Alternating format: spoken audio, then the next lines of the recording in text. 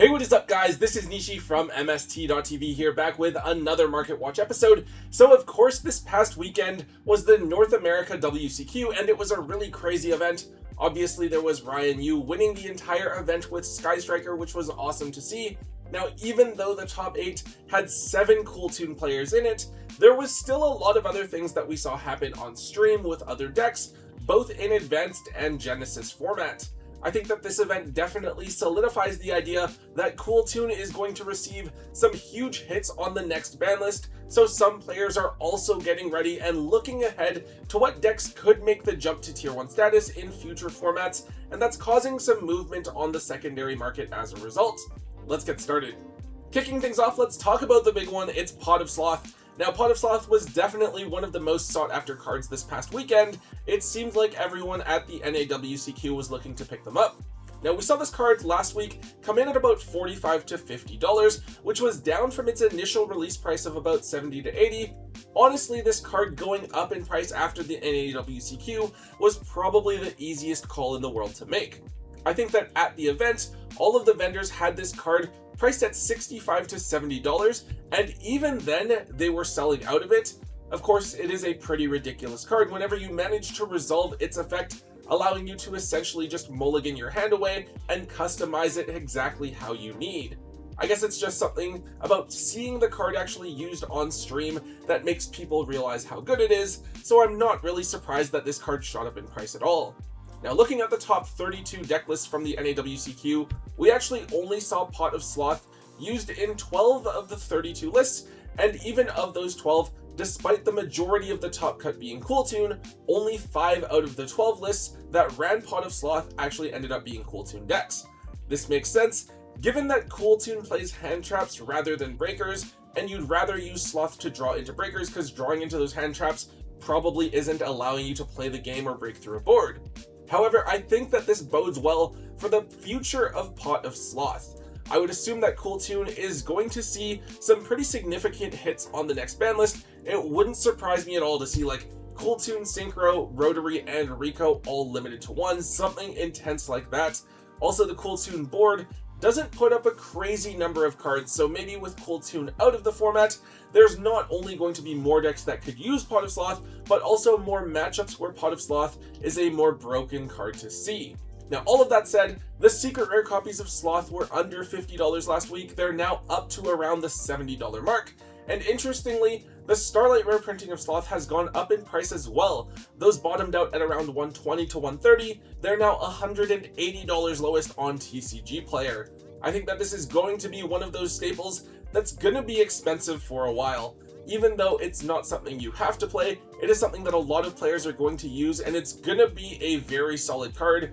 If you are interested in picking up, I would just go ahead and do so if it's within your budget. Next up, we have Alistair the Invoker of Madness. So the Invoked deck received a pretty big boost in Chaos Origins, with Alistair the Reminiscent and Hyper Invoked Aeon both being really powerful cards. I wasn't too sure about how strong the deck was going into the NAWCQ. I think a lot of people really seemed to think that it was like more of a rogue strategy, since the deck didn't do particularly well over in the OCG. Now, while the deck didn't do anything at the North America WCQ, it did make it to the top 8 of the European WCQ. In addition, in the next core set, which is Beyond the Brave, we actually have a couple more Invoked cards coming, and the new spell looks really broken. It's basically like a super poly slash it lets you use one of the materials from your deck. Really, really cool stuff. Anyways, Invoked stuff hasn't been doing anything too crazy price-wise. The main one that we really saw was that the QCR printings of the original Alistair had gone up in price. In fact, the new Alistair the Reminiscent had gone down a couple of dollars since before the NAWCQ. However, the Link monster, Alistair the Invoker of Madness, has gone up in price for all of its different printings. This card has a few different rarities. It was originally an ultra rare and collector's rare in Genesis Impact, and this was a relatively cheap card with the ultras at $3 and then the collector's rare at about $20. However, with all of the new support and the Link 2 actually being used, the ultras have jumped up to about $8 and the collector's rare is up to $30. The other printing of this card that's available is the secret rare that came in Shadows in Valhalla. That printing looks really, really nice. It's probably one of my favorites. These used to only be like $1 for a long time. They went up to about $10 when the Invoked support was first revealed, and now that the card is confirmed to be seeing play in the strategy, the cheapest copies of the secret that you can buy on TCG Player are about $20 each. The strategy looks like it's going to be really strong. I'm expecting it to be good after the next ban list takes Cooltoon out of the format. I could see it working either as a pure deck or as an engine combined with one of the other spellcaster-based strategies. When it comes to cards like Alistair the Reminiscent, I think you should pick up those early because they probably won't be reprinted anytime soon. With this card, however, I think it's very likely to get reprinted within the next 1 or 2 reprint sets, so keep one if you're interested in trying out the deck, but look to move your other copies before that reprint drops. Moving on, we have Bao A Qu, the Lightless Shadow. So over the last couple of weeks, we've seen a lot of changes with the Light and Darkness Ritual deck. When Chaos Origins first dropped, I think a lot of people assumed that White Dragon was going to be the best way to play the deck, since you could use the engine to bridge into Griffo. However, over the last week, it's actually the Azamina build that has gotten a ton of hype and almost seemed to be the new standard. With that build, it's able to do some more elaborate combos using cards like Protect Code Talker, Firewall Dragon, and Zena's Deceiving Doll Maidens to access the Fallen and Virtuous, or even side in very specific floodgates and search them out with Pharaonic Advent. At the NAWCQ, however, it seems that most people actually did decide to change things up once again, keeping the Azamina cards in there, but instead of Zena, they're climbing into a Bao A Qu. The Skull Archfiend of Chaos is a Fiend-type monster, so you can use it with Protect Code Talker to make a Bao. From there, a Bao lets you either non-targeting destroy a card on the field, or bring back one of your monsters from the graveyard, and of course, if your opponent doesn't have a way to out the Bao, you can use it to mulligan part of your hand on your following turn. We're going to have to wait a little bit more and see exactly how it is that the Light and Darkness Ritual deck evolves. While a lot of people were using a Bao, there was actually nowhere in the top 32 deck list that was using this card. Despite this, the card has limited availability right now. At the moment, it's only ever printed in Supreme Darkness. We've seen the secret rares go up over the last couple of weeks from $18 before to $25 now. However, the QCR printing has actually gone down, steadily dropping over the last year, and it's now sitting at an all-time low of between $50 and $55. Now that said, I do think that as the highest rarity version, the QCR isn't a bad hold. However, the secret rares are absolutely something that you guys should be looking to move within the next couple of weeks. The card has a confirmed reprint coming in Magnificent Monsters, and even though that's the chibi art, I'm sure that players who just want a copy of the card to play with won't care about the rarity or artwork too much. With the serialized cards coming in that set, I'm fairly sure that we're going to see a lot of the less desirable cards from Magnificent Monsters hit some pretty cheap prices, so I would expect that chibi art reprint to come in at only a couple of dollars. You guys will definitely be better off getting rid of this card ahead of time before the reprint brings its value down in a couple of months. On to the next one, we have Note Lucina. So the Note deck is one that's kind of difficult to really figure out. On one hand, I feel like there was quite a good amount of it at the top tables throughout the NAWCQ. Early on, there were a few Angeliki Note decks that were doing well, and then a bunch of Pure had made it into day 2. However, the deck hardly had any representation in Top Cut. I think there was only 3 in the top 32 for North America, and then 1 in the top 32 for Europe. Despite this, it feels like Note should be a really good deck. Maybe after they hit Cooltoon, Note has a really difficult time going second. Even when it's going first, it's really easy to disrupt Note with hand traps, so Cooltoon just naturally feels like a deck that counters it. However, Note remains a popular deck with a lot of the player base, and I think a lot of people want to at least try it, and it's not a bad engine to hold on to for after the ban list drops. That said, Lucina was at one of the lowest price points we've seen in the last while.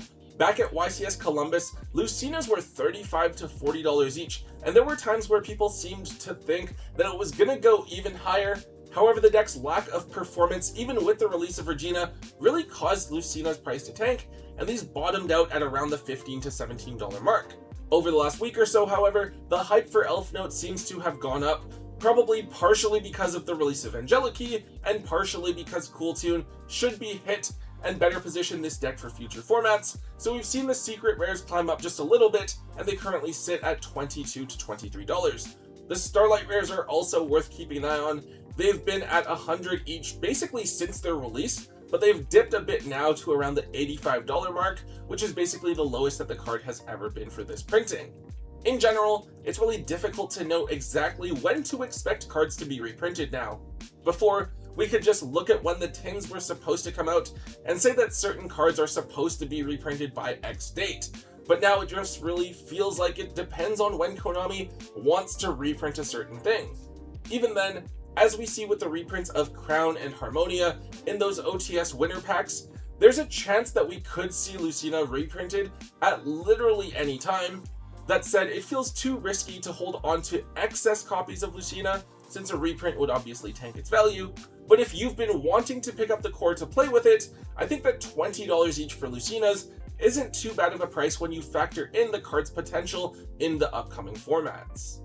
So to wrap up, we have a couple of smaller cards to touch on, the first one being Card of the Soul. This card lets you look at your deck, then search for a monster whose attack and defense combined equal your life points. So while initially it seems like this is just a super situational card that would only ever be used in the anime, it turns out that the card is actually super important over in Genesis format. Over there, the Sacred Beast retrains that we received in Chaos Origins make up a really strong deck, and as long as you haven't taken damage yet, you can search for the new copies of either Hamon or Raviel. In this deck, those are both starters as they can search for a Sacred Beast monster or spell, of course unless your opponent has the Eye of Truth on the field. Anyways, this is a card that I don't think anyone has ever cared about. As you guys see on the graph, this card was literally 25 cents with zero price movement at all. However, the Genesis Championship event this weekend was actually pretty big, and I think people are realizing that they can just play the event on Friday and see if they happen to make it to day 2. It's a fun alternative if maybe you don't make day 2 of Advanced format, or you make day 2 of Advanced, but you're one of the lower seeds where you can't realistically make it to Top Cut. Anyways, because of this, we now have either printing of Card of the Soul at $6 each, which is pretty wild for a card that's literally just a bulk common. I don't know if this card will be reprinted. It could definitely be one of those holo upgrades that we see in Magnificent Monsters or Ultimate Tournament Pack 2. Obviously, this card is low in terms of relevance for modern format, but high specifically for Genesis format. I think it would probably take a little bit too much for this card, or the Sacred Beast deck in general, to be viable in Advanced format at all. That said, this is a solid card to try to dig up out of your common bulk, as it has 2 printings from back in the Dark Illusion and the 2017 tins. Hopefully you guys can get rid of these right away while the card is carrying a bit of hype.